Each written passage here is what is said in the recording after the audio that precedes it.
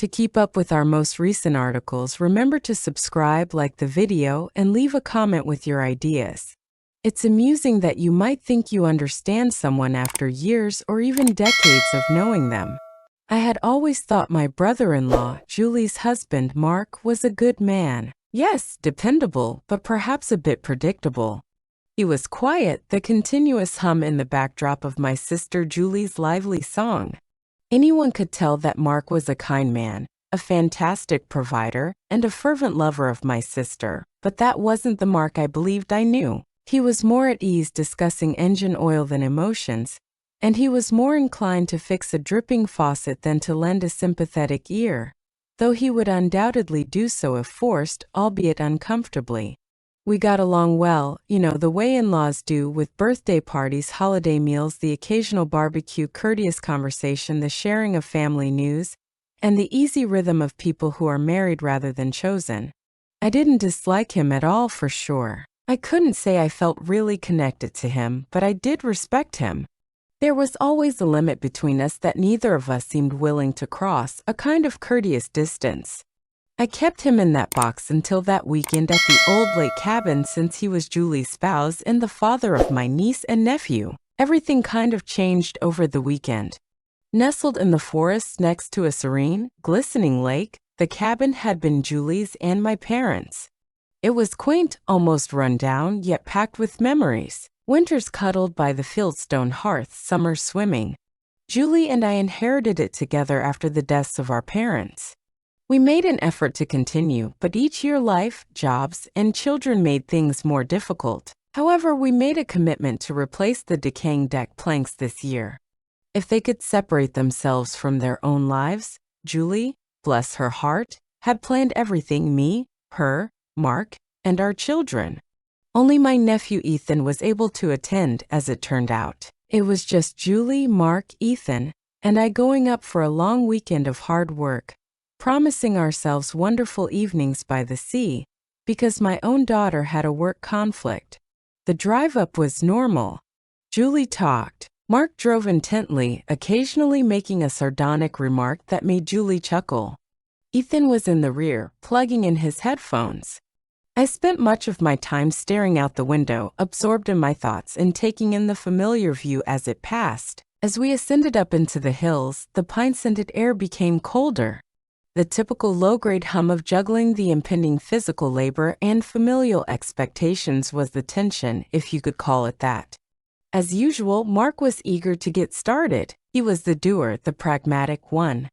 I assumed that while Julie and I took care of supplies and food, he would be overseeing the deck repairs.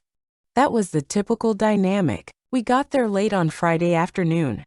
The scent of wood smoke, dust, and memories filled the cabin.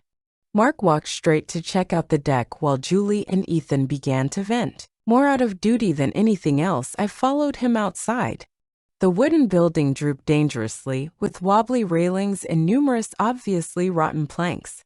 "Ellen," he began in a quiet, solemn voice, "it's worse than I thought." The wood crumbled when he pressed the toe of his boot into a particularly tender region. "This goes beyond simply swapping out a few boards. The entire substructure could be at risk." I could see that he was anxious because he ran a hand over his salt and pepper hair. Usually he would simply confront the issue and square his shoulders. It felt strange. I hadn't previously observed the fatigue in his posture. "It might take longer than a weekend," he continued, glancing away from me and toward the serene lake, whose surface reflected the towering trees and the sun's faded hues. I saw Mark the Unflappable for the first time, and it was the first glimmer, the first tiny break. For a while he sounded vulnerable. Then he stood up straight. "Let's unpack the truck, organize the tools for tomorrow, and resume our work." But when we dragged suitcases, toolboxes, and coolers into the musty cabin, that fleeting moment stayed with me. Though I was unaware of it at the time, the stage was set for me to view my brother-in-law in a totally new way. The daybreak of Saturday was clear and bright, and it was surprisingly lovely. Birdsong filled the air, the lake glittered, and the weather was ideal for backbreaking work. Mark was already up, poring over some rough sketches he had created on a napkin while his coffee was brewing. He had that intense expression he gets while working on a task. Despite his youth, Ethan was anxious to learn from Mark. Julie was humming as she arranged the kitchen. It felt useful and normal. With quiet patience, Mark guided Ethan through the process of carefully prying up the old boards and checking the joists underneath. I carried water, moved tools, and assisted with removing the trash. It was laborious. As the sun rose higher, it pounded down on us. Muscles started to hurt as sweat trickled down. Disaster occurred about lunchtime while Mark was evaluating a particularly problematic joist underneath the deck, or more accurately, close to catastrophe. The temporary support beam they had set up slipped while he was lying on his back, attempting to gain leverage. After a piercing shriek from Mark and a terrible crunch of wood, there was silence. My heart jumped up and down. From the doorway of the kitchen, Julie cried out his name. White as a sheet, Ethan scurried to the deck's edge. I arrived first and looked down into the dark area. Mark was pinned by the massive beam across his legs, laying in an abnormally still position. He had his eyes shut, his face twisted in agony. "Talk to me, Mark, Mark." My voice trembled as I yelled. Julie was crying on my side now. Ethan appeared terrified and immobilized. No one moved for a second. The world seemed to stop. Mark's eyes then briefly opened. He winced. "All right." His voice was tight with anguish as he rasped. "All right, don't freak out. Julie, sweetheart, I'm all right." Simply stuck. However, he didn't appear well. He breathed shallowly.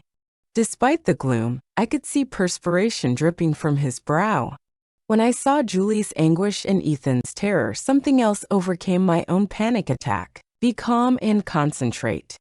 That beam needs to be raised. It appeared quite hefty. "Ethan," I responded, trying to sound as calm as possible. "That broadwood over there and the long crowbar are what we need. We require leverage." Ethan sprang into action and went to get the tools. Julie was attempting to calm Mark down. Tears clogged her voice. "Julie, it hurts." I had never heard him speak with such unvarnished honesty. "I think I have a bad leg." Ethan and I were able to use the crowbar as a lever and wedge the plank under one end of the beam by cooperating. It required all of our strength.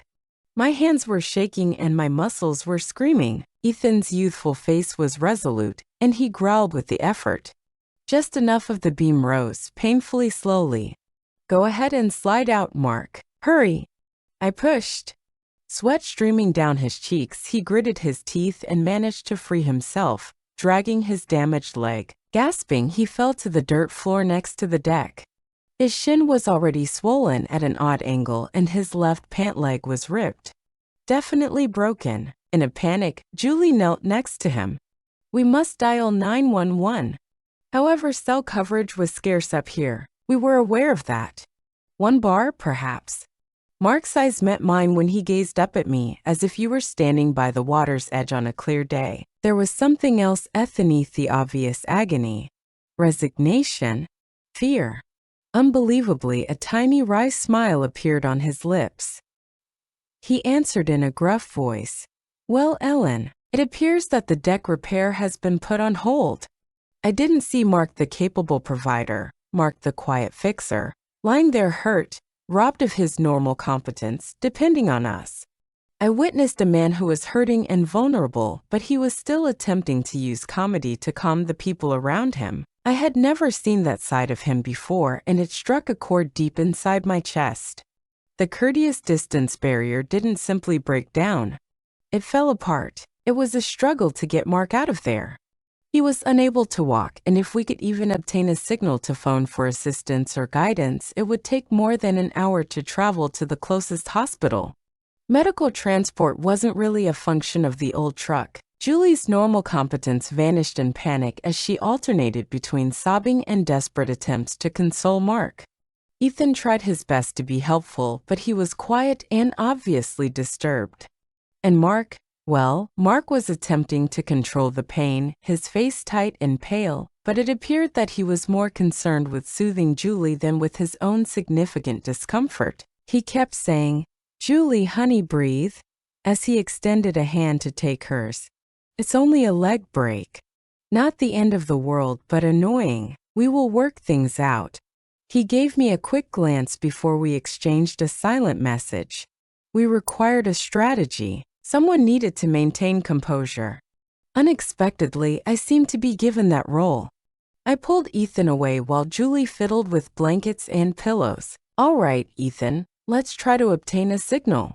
Walk down to the point beside the large rock and take my phone. Make a 911 call if you receive even one bar. Tell them where we are and what occurred. Return immediately if you are unable to connect. With a grave expression on his youthful face, he nodded and left. Then I returned my focus to Mark. What can I do, Mark? I murmured softly as I knelt next to him. How severe is the pain? For what seemed like the first time, he gave me a serious look. There was a raw vulnerability in place of the customary guardedness. Ellen, it's quite horrible. Deep and sharp. Sucking in a breath, he winced and tried to move a little. Julie shouldn't be overly concerned. She detests witnessing harm to others. Even though he was obviously in pain, I was still concerned about my sister. It was more than duty.